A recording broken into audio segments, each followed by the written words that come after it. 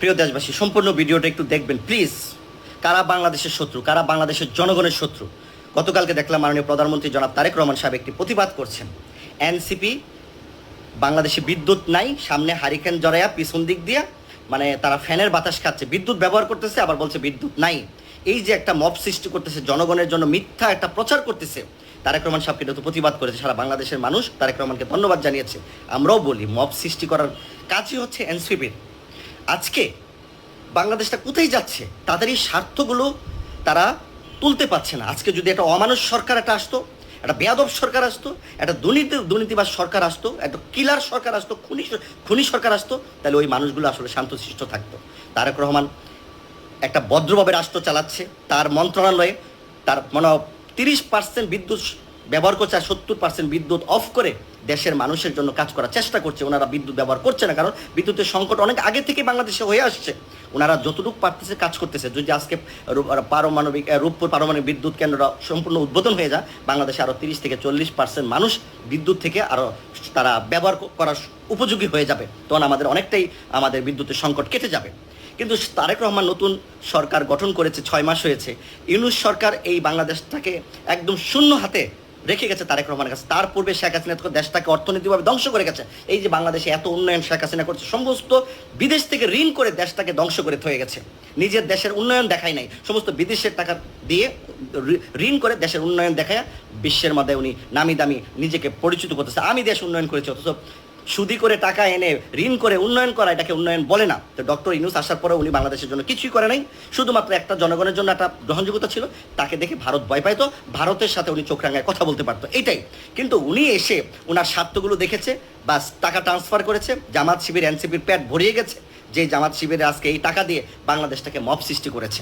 এবং আমি অনেকবারই বলেছি যে এনসিপির কাছে যেই টাকা আছে সেই টাকা দিয়ে বিএনপির মতো রাজনৈতিক দল 2-4-5টাকে তারা পালতে পারবে, এই অল্প কয়টা রাজনৈতিক দলের নেতাকর্মীর কাছে যে টাকা আছে। কারণ এই যে কদিন আগেও দেখেন, আপনার ফেসবুকে দেখতে পাচ্ছেন, আমরাও দেখতে পাচ্ছি, আপনারাও দেখতে পাচ্ছেন, এই যে উপদেষ্টা আসিফ মাহমুদ সজীব ভুঁইয়া এবং আইন উপদেষ্টা আসিফ নজরুল প্রায় 11,000 কোটি টাকা বাংলাদেশ থেকে পাচার করেছে। আমার হিসাবে আরও বেশি, আরও হয়তো ধরা খাবে, আমি যেটা ক্যালকুলেশন করেছি। অস্ট্রেলিয়া, সিঙ্গাপুর, দুবাই এবং বিভিন্ন রাষ্ট্রে তারা টাকা ট্রান্সফার করেছে। এবং আমি নগদ কথা বলেছি যে এনসিপির কাছে যে পরিমাণ বাংলাদেশের টাকা আছে, এই জন্য বলেছিলাম বাংলাদেশে 500 টাকা 1000 টাকা নোট বাতিল করে দেন, দেখবেন যে এই টাকার শক্তি তাদের চলে গেছে। তখন তারা ভিক্ষা করেও ওই সারা বাংলাদেশের জুলাই সনদ বাস্তবায়নের পদযাত্রা করবে, সেই টাকা তারা কামাইতে পারবে না। কারণ এই টাকা ছাড়া তো হাজার হাজার লোক সমাবেশ করা, সারা বাংলাদেশের দামি দামি গাড়ি ব্যবহার করে, ফ্ল্যাট ব্যবহার করা, এগুলো রাজকীয় হালে জীবনযাপন করা, এগুলো তাদের সব ছুটে যাবে। কারণ তাদের কাছে যেই টাকা আছে, যদি এখন 1500 টাকা নোট বাতিল করা হয়, তাহলে বাংলাদেশে দেখবেন যে দুর্নীতিবাজরা কোথায় যায়।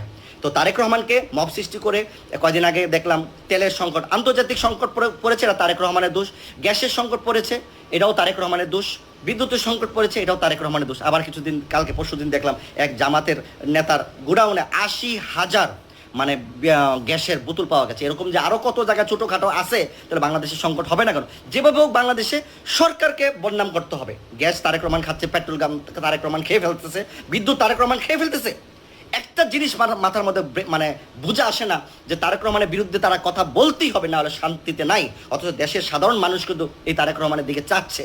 যেই সরকার আসাতে আমরা দ্রব্যমূল্য দামের অগ্রগতি বাড়ে নাই, আমরা পেটে মানে খেয়ে পরে কোনো রকম বেঁচে আছি, শান্তিতে আছি, কোনো মব সৃষ্টি হচ্ছে না। যারা মব সৃষ্টি করতেছে, প্রিয় দেশবাসী, তাদেরকে আপনারা চিনে রাখুন, তাদেরকে বয়কট করুন। আর আরেক দিক দিয়ে ইটালি প্রবাসী মনির হোসেন যেই দলের প্রধানমন্ত্রীকে নিয়ে, তারেক রহমানকে নিয়ে যে বাজে মন্তব্য করতেছে, তারেক রহমান কিন্তু এদিক দিয়ে শুনছে, এদিক দিয়ে বের করে দিচ্ছে। কারণ এদিক দিয়ে তাকাইলে উনি দেশের মানুষের পক্ষে, দেশের উন্নয়নের পক্ষে, উনি যে আই হ্যাভ এ প্ল্যান করে দেশের যে বিভিন্ন আইটেম বা বিভিন্ন উন্নয়নের যে উনি প্রতিচ্ছবি মানুষকে প্রকাশ করতেছেন, সেগুলো উনি করতে পারবেন না। কারণ ওনারও কিন্তু বাবা প্রধানমন্ত্রী, মা প্রধানমন্ত্রী ছিলেন, রাষ্ট্রপতি ছিলেন, এগুলো ওনারও ভিতরে কিন্তু রাগ আছে, খুব আছে, কিন্তু উনি দেখাচ্ছেন না। যেভাবে হোক মানুষের জন্য কিছু করতে হবে, এটাই তার প্রতিজ্ঞা। আমরা যদি তাদেরকে সুযোগ না দেই, বাংলাদেশ নামক রাষ্ট্রটি আমরা উন্নয়নের রাষ্ট্রের দিকে পরিণত হব না।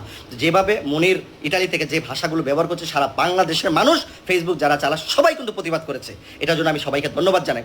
তো শেখ হাসিনা এত বাজে একটা নেত্রী ছিল, এত ব্যবহার খারাপ ছিল, আওয়ামী লীগের শতকরা 90% লোকের ব্যবহার খারাপ ছিল, জনগণকে কণ্ঠ টিপে ধরতো, জনগণকে কথা বলতে দিত না, সব কিছু তারাই ভাষা খারাপ করতো। এত বাজেভাবে রাষ্ট্র পরিচালনা করার পরেও শেখ হাসিনাকে সারা বাংলাদেশের মানুষ এত খারাপভাবে কেউ ব্যবহার করে নাই, গালাগালি করে নাই। অথচ শান্তশিষ্ট একজন প্রধানমন্ত্রী জনাব তারেক রহমান, সাদাসিধা মানুষ, একজন মানবিক মানুষ, তাকে যেই ধরনের ভাষা ব্যবহার করেছে, এগুলো আসলে মানুষ না, এগুলো হচ্ছে অমানুষ, অমানুষ, অমানুষ। এদের চেহারার এক্সপ্রেশন দেখছেন, বোঝা যায় মদখোর, গাঁজাখোর, টুকাই। এরা বলে ইউরোপে থাকে, এদের যে ভাষার আচরণ, মুখের যে এক্সপ্রেশন, মানুষ প্রস্তাব করে দেওয়া উচিত। তাকে যেখানে পাবেন তাকে মারবেন না, ডাইরেক্ট মুখের মধ্যে প্রস্তাব করে দিবেন যারা ইটালি প্রবাসী আছেন। প্রিয় দেশবাসী, দেশটাকে আমরা সকলেই ভালোবাসি। তারেক রহমান চাচ্ছে এই বাংলাদেশের মালিক জনগণ, উনি জনগণের জন্যই কাজ করতেছে, জনগণের বিরুদ্ধে উনি কোনো কাজ করতেছে না। তাই উনি চাচ্ছে আমরা যে দেশের নাগরিক, আমরা যে দেশের প্রজাতন্ত্রের মালিক, উনি এটা বোঝাতে চাচ্ছে দেশের মালিক জনগণ, কোনো রাজনৈতিক দল না, কোনো সরকার না।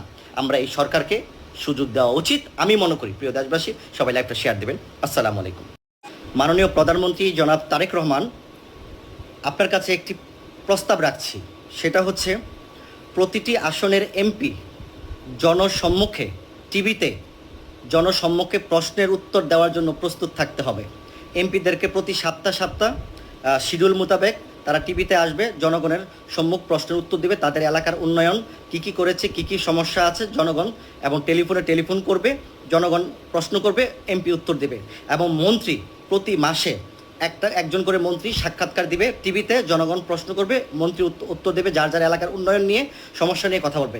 এবং মাননীয় প্রধানমন্ত্রী আপনি নিজেও প্রতি বৎসর একবার, কারণ আমি বলি না যে আপনি প্রতি মাসে আসেন, আপনি অনেক রাষ্ট্র, সারা দেশ আপনার অধীনে, তো প্রতি বছর দেশের উন্নয়নমূলক কর্মকাণ্ডের, দেশের কি ঘাটতি আছে, কি উন্নয়ন হয়েছে, কতটুকু, এবং জনগণের কি আশা আকাঙ্ক্ষা এবং পিছনে পড়ে আছে, সেগুলো আপনি শুনবেন। জনগণের প্রশ্ন প্রতিটি এরকমভাবে একটা শিডিউল করবেন, জনগণের প্রশ্নের মুখোমুখি হতে হবে। তাহলেই দেখবেন প্রত্যেকটা এমপি মন্ত্রী একদম সততার সাথে, আদর্শের সাথে এলাকায় যাবে, জনগণের কথা শুনবে, এলাকার উন্নয়ন করার জন্য তারা কাজ করে যাবে। কেউ দুর্নীতি করার এতটুকু সাহস করবে না। যদি আপনি এখন বর্তমানে যেভাবে বাংলাদেশ চালাচ্ছেন, খুবই সুনামের সাথে, গরিব দুঃখী অসহায় মানুষগুলো, দেশের সাধারণ জনগণ বর্তমান সরকারের উপর অত্যন্ত খুশি। 6 মাসেই মানুষের মন আপনি জয় করে নিয়েছেন। বর্তমানে যে বিদ্যুতের সংকট, এগুলো আসলে ভারতের একটা ইস্যু, আদানি গ্রুপের সাথে যেন আপনাকে বিতর্কিত করতে পারে, আপনাকে যেন সরকারকে চাপের মুখে রাখতে পারে, জনগণকে উস্কিয়ে দেওয়া হচ্ছে। এগুলো সাধারণ জনগণ কিন্তু জানে। বিদ্যুতের ইস্যু, এটা এই বাংলাদেশের স্বাধীনতার পর থেকেই সমস্যা।